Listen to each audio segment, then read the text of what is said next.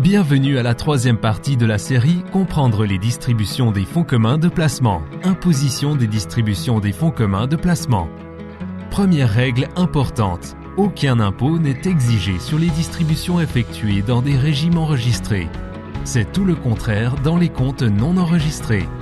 Combien doit-on payer d'impôts? Eh bien, cela dépend du type de distribution. Examinons la question de plus près.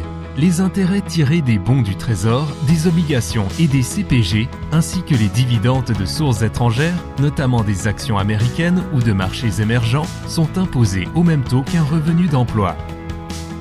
Par contre, les dividendes d'actions canadiennes et les gains en capital découlant de la vente de titres sont assujettis à un taux moindre.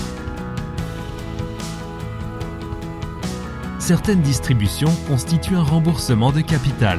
Le remboursement de capital n'est généralement pas imposé dans l'année où il est reçu. Il diminue cependant la valeur comptable du fonds, aussi appelé prix de base rajusté, PBR. Comme le PBR a baissé à la vente du fonds, le gain en capital sera plus important ou la perte en capital plus petite. Voici comment l'impôt peut abaisser votre revenu de placement selon le type de distribution.